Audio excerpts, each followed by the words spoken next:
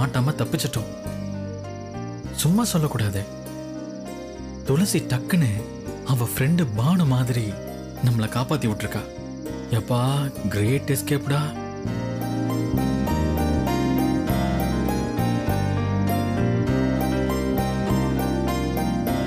விஸ்வா, சொல்லுங்கப்பா.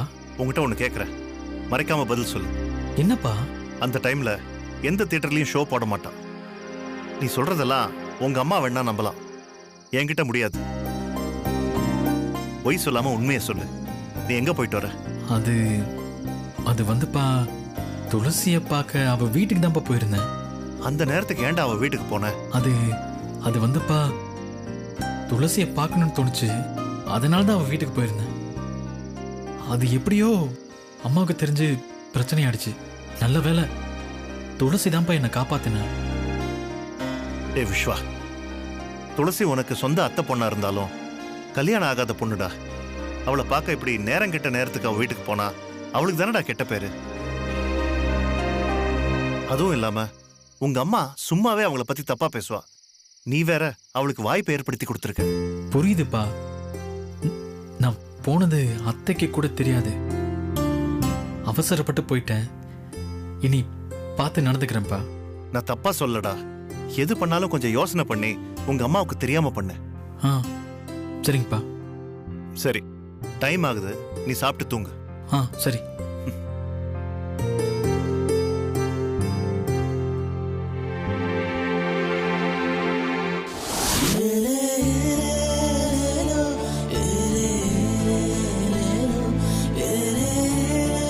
யாரு?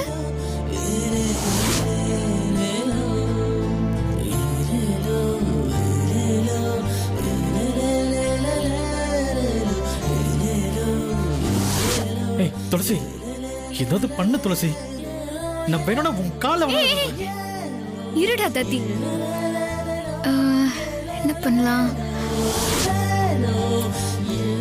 இப்பெல்லாம் அவ கூடவே இருக்கணும் போல இருக்கு. அவளை பார்த்துக்கிட்டே இருக்கணும் போல இருக்கு. கொஞ்ச நேரம் அவளை விட்டு பிரிஞ்சிருந்தா கூட எனக்கு ரொம்ப கஷ்டமா இருக்கு. இப்படியெல்லாம் நடந்தா அதுக்கு பேர் என்னன்னு எனக்கு தெரியும். ஆனா எனக்குள்ள இருக்கிற ஃபீல் கொஞ்சமாவது துளசிக்கு இருக்கான்னு தெரியணுமே.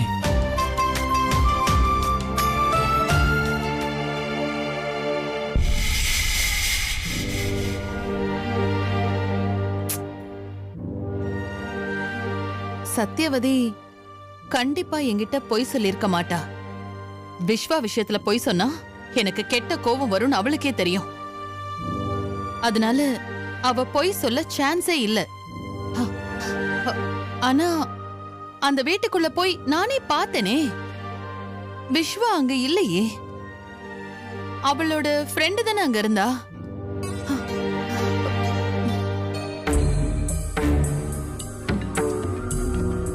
ஒருவேளை விஸ்வா அவ வீட்டுக்கு போய் நாம வரது தெரிஞ்சு அந்த துளசி விஸ்வாவை மறைச்சிருந்தா?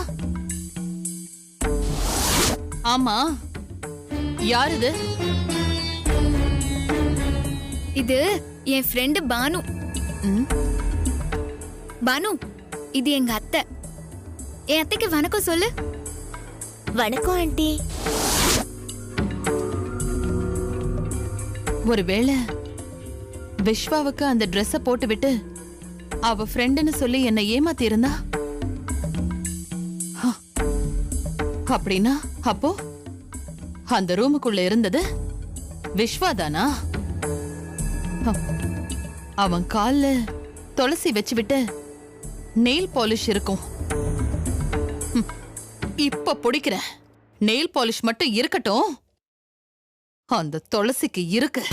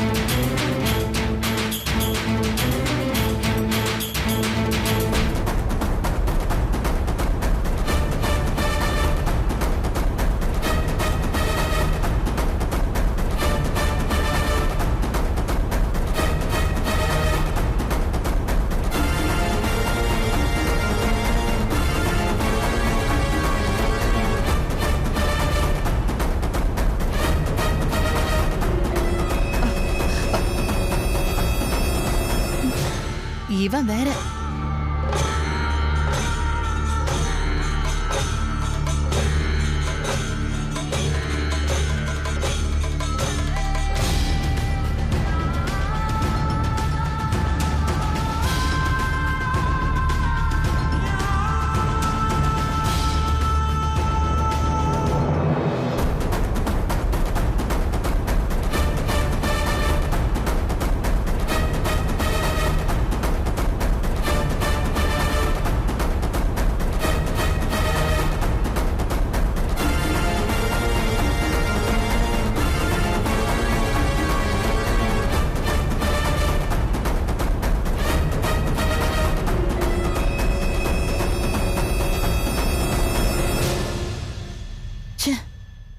நம்ம பையனை நாமளே சந்தேகப்பட்டுட்டோம்.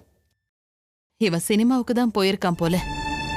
ஆனா அந்த சத்தியவதி வேற யாரையோ பார்த்துட்டு விஸ்வான்னு சொல்லியிருக்கா. அதான பார்த்தேன். நம்ம விஸ்வாவது தைரியமா துளசி வீட்டுக்கு போறதாவது.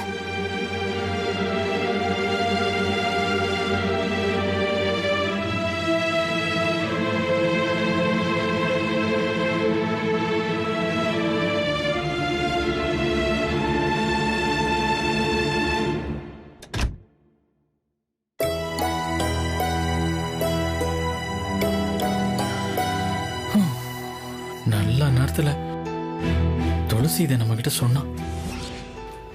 நல்ல வேலை எங்க அம்மா கிட்ட நான் மாட்டல. மாட்டிருந்தா உன்ன என்ன பண்ண போறாங்க? என்னதான் உண்டு இல்லன்னு பண்ணிருப்பாங்க. ஆமா ஆமா, சரி சரி, நான் கிளம்புறேன். திரும்ப ஏதாவது டவுட் வந்து அவங்க வந்துட போறாங்க. பாய் துளசி. பாய். விஸ்வா ஒரு நிமிஷம் இரு, நான் வரேன்.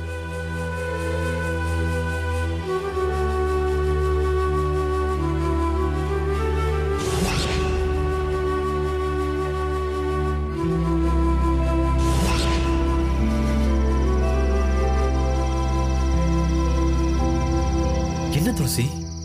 நீ வீட்டுக்கு போன உடனே கண்டிப்பா உங்க அம்மா உன்னை சந்தேகப்பட்டு உன் காலை செக் பண்றதுக்கு நிறைய வாய்ப்பு இருக்கு.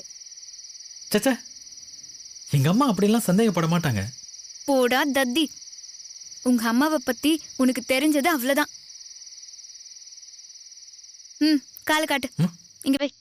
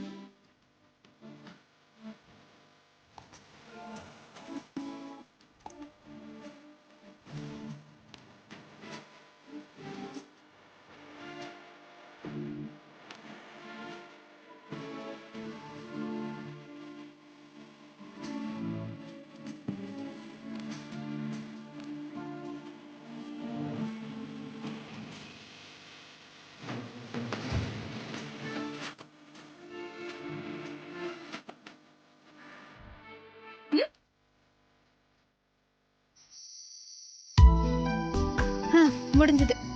இனி எந்த பிரச்சனையும் இல்ல. நீ நிம்மதியா போலாம். சரி, பாய் துளசி. பாய்.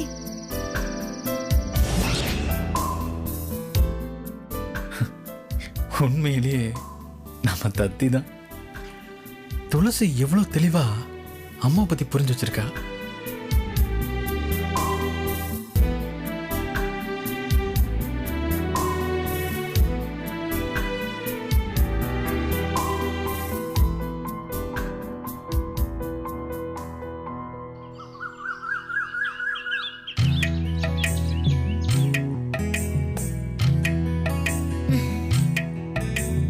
ஊர்ல பாதி வீட்ல ஒரு கோல ஸ்டிக்கரை ஒட்டிட்டு அப்படியே ஒப்பத்திடுறாங்க. ஆனா இந்த பைரவி அம்மா தினமும் நம்மள கோலம் போட சொல்லி ஒரே டார்ச்சர் பண்றாங்க.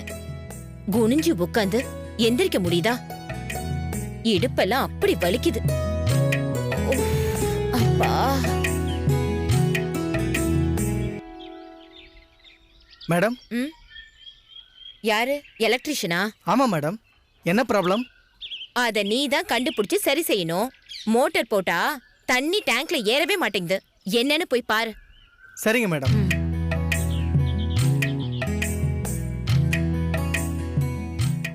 நம்ம போட்ட கோலமா இது? ரொம்ப நல்லா வந்துருச்சே. ஹலோ சத்யவதி, என்ன நேத்து அத்தை கிட்ட செம்மையா வாங்கி கட்டிக்கிட்டீங்க போல. எங்க அம்மா என்ன திட்டுவாங்க, அடிப்பாங்க. அத பத்தி உனக்கு என்ன கவலை?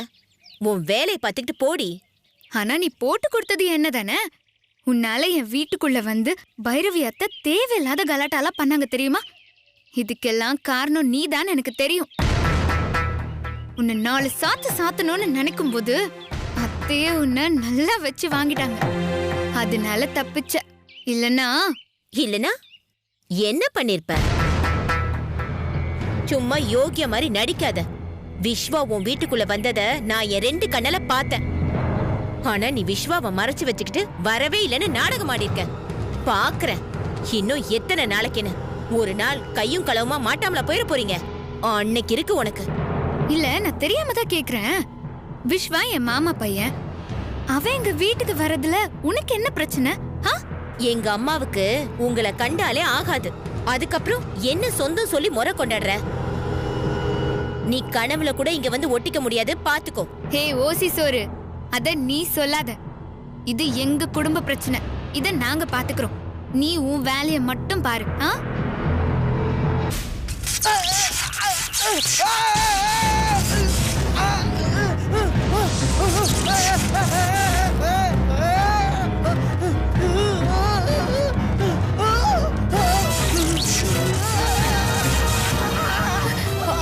ஐயோ, ஷாக் அடிக்குது போல இருக்கே.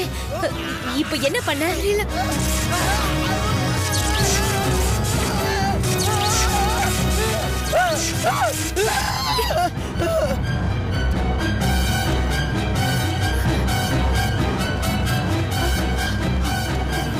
என்னமாச்சு? என்னாச்சு சத்யவதி? அம்மா, மோட்டார் ரிப்பேர் பண்ண வந்தாமா, திடீர்னு ஷாக் அடிச்சு மயங்கி விழுந்துட்டாமா. ஏமா பேச்சு முச்சலாம கிடக்குறான், செத்துக்கிட்டு போயிட போறாமா? ஐயோ,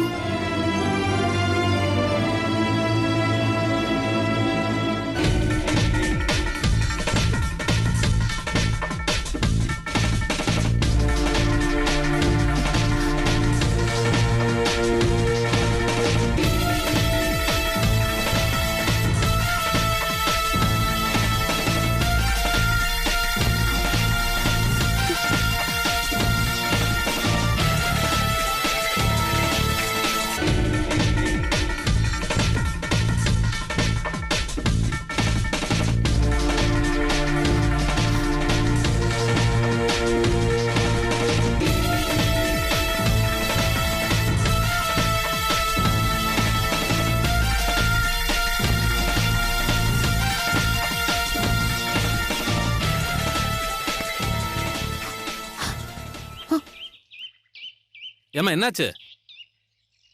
இதயம் துடிக்கவே இல்ல. அதிர்ச்சியில அப்படி ஆயிருக்கும் போல.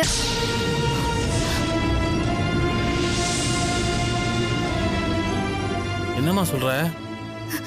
உடனே இவரை ஹாஸ்பிட்டலுக்கு கூட்டிட்டு போகணும். அவரை தூக்குங்களேன். ஏப்பா வாப்பா புடிப்பா. போங்க. அத்தை, உங்க கார் சாவியை கொடுங்க. எதுக்கு? என்னத்த இந்த நேரத்துல இப்படி கேள்வி கேட்டுட்டு இருக்கீங்க? ஒரு உசிறு இப்போ அப்போன்னு போராடிட்டு இருக்கு. அதுக்கு எதுக்கு காரு? ஆம்புலன்ஸ்க்கு ஃபோன் பண்ணு. ஆம்புலன்ஸ் வர வரைக்கும் எல்லாம் காத்துட்டு இருக்க முடியாது அத்தை. பாவம் அவருக்கு ஏதாவது ஆச்சுன்னா அவர் குடும்பத்துக்கு யார் பதில் சொல்றது? சீக்கிரம் சாவிய கொடுங்க அத்தை. ஏய், என்னடி எல்லாரும் முன்னாடியும் ஓவரா சீன் போடுறியா? டைம் வேஸ்ட் பண்ணாம ஆம்புலன்ஸ்க்கு ஃபோன் பண்ணு. அவங்க வந்து பாத்துப்பாங்க. அத்தை, நான் சொல்றது. என்னம்மா பொம்பளை நீ? ஒரு உயிர் போராடிட்டு இருக்கு, இந்த அவசரத்துல கூட கார் சாவி கொடுக்க மாட்டாங்கற? நீ எல்லாம் என்னம்மா ஜென்மம்? ஏமா, உன் வீட்டு வேலைக்கு தானே வந்தான். இவனுக்கு ஏதாவது ஆயிப்போச்சுன்னா நீதான் பொறுப்பு. அது தெரியாம அடம் பிடிக்கிற? அதெல்லாம் நான் பாத்துக்கிறேன். நீங்க போய் உங்க வேலையை பாருங்க. சத்யவதி, அம்மா. ஆம்புலன்ஸ்க்கு ஃபோன் பண்ணு. இதோ பண்றேம்மா. ஏய் ஏய், நீ எங்கடி போற? ஏய்,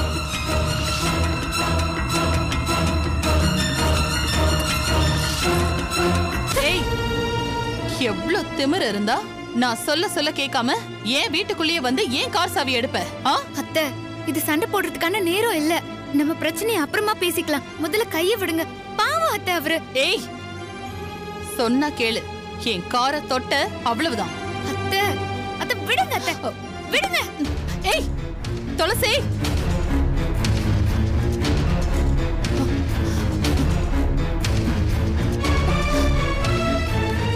வாமா வாமா, சீக்கிரம் வாமா.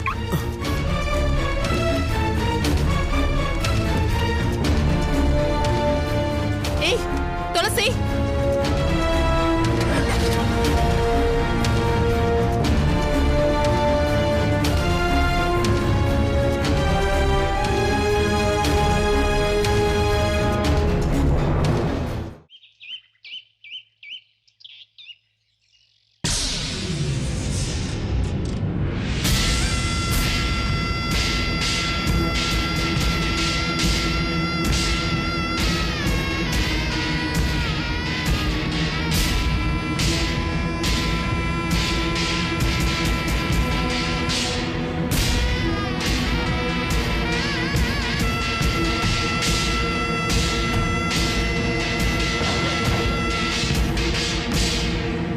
அத்தை, அவளை உள்ள விட்டதே தப்பு.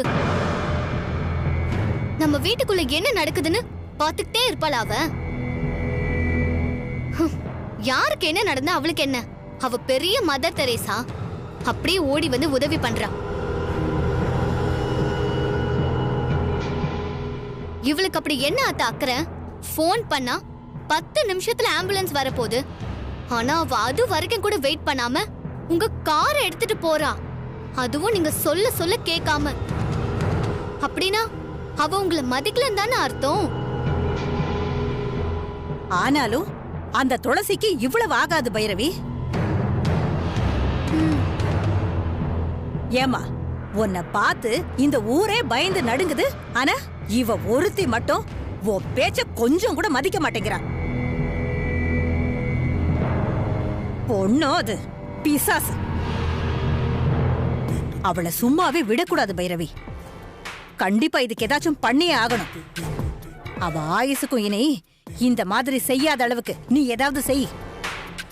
ஆமா அத்தை, விட்டுறாதீங்க. அவளை நல்லா சாத்து சாத்துன்னு சாத்துங்க. அப்பதான் அத்தை அவளுக்கு புத்தி வரும்.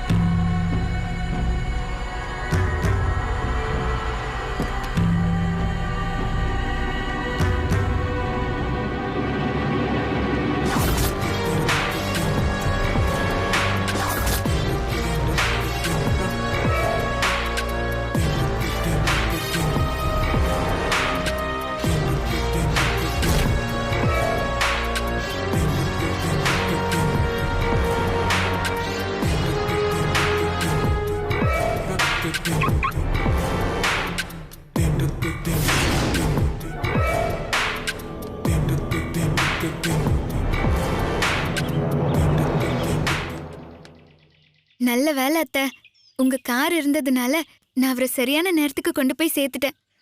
10 நிமிஷம் லேட்டா போயிருந்தா கூட கண்டிப்பா அவரோட உயிர் போயிருந்திருக்குமா. ரொம்ப நன்றி அத்தை. இந்தாங்க உங்க கார் சாவி.